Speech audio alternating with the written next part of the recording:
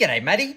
So, what side hustles are profitable in your opinion, please? I've done a couple of videos on this in the past, but it's worthwhile doing a little bit of an update because things are changing in this space very, very quickly.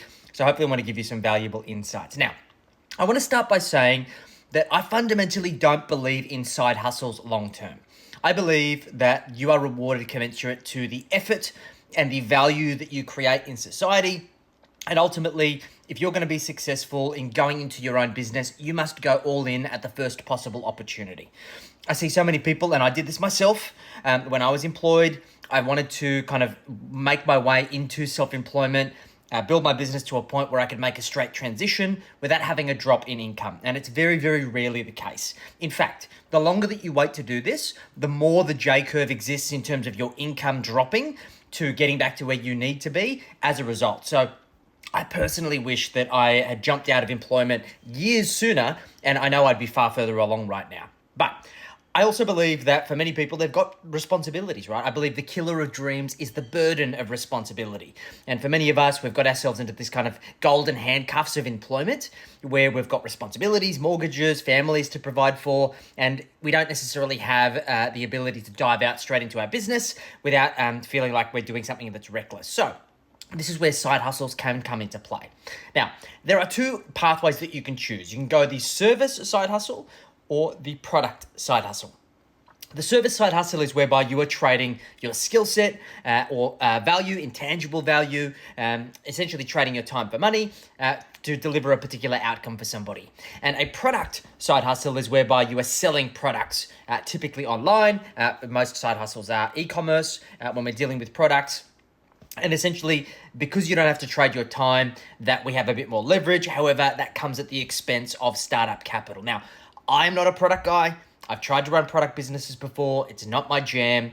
Everything that I do is service-based because I believe that in a society where we can deal with affluent people, there is always going to be a need and a desire for individuals to outsource certain functions of their life and their business because they want more value, they want less effort, and they want the results faster.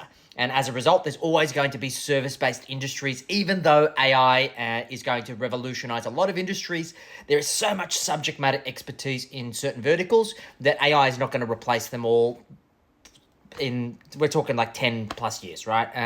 There's going to be some that are eliminated, but the vast majority will still survive throughout that and actually be enabled by AI. So when it comes to services, ultimately services get broken down into three quadrants. There's health, there's wealth, and there's relationships.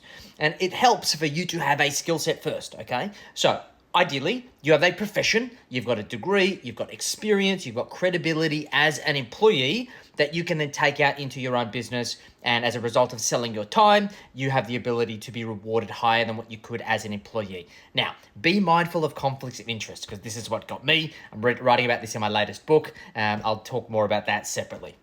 But we want to make sure that you don't have any conflicts of interest with your current employer because that can be a surefire way for your hand to be forced, okay? Now, if you don't have that, let's say, for example, you're an admin person or you're a manager in a corporate and you're like, how the hell am I going to translate that skill set into a service business? You then need to go and get marketable and profitable, saleable skills, okay? And usually in this kind of day and age, if you're going to be working with small businesses, which is what we work with, there are basically going to be three core things that small businesses need help with. One, they need help with growing their revenue. So can you generate leads? Can you assist them with sales? Can you implement automation sequences into their business? Can you build funnels? Can you write copy? All of these things are all about increasing revenue in that organization. You can learn those skills very, very quickly. There's a lot of programs and courses out there that you can learn those skills. You can even get all the information for free on YouTube if you're willing to put in the time and effort to learn them. Two, profit driving skills. That is about how do you improve systems and operations of a business, implement automations, implement ways, AI chat agents and things like this.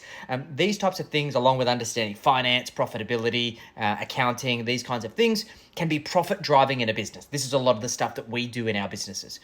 We help our clients remove cash flow bottlenecks, improve their profitability, increase their cash flow, and in turn allows them to build personal wealth faster. Or you are a wealth driver, okay? And a wealth driver is somebody who has the ability to increase how much earnings come out of a business, and then what do they do with those earnings? The thing to be mindful of here is that you need accreditation and licenses. So I am accredited financial advisor. I have a master's in business administration. I've passed all of the requisite exams to be a financial advisor. I'm a registered tax advisor. I've done a lot of education in this space, and rightfully so.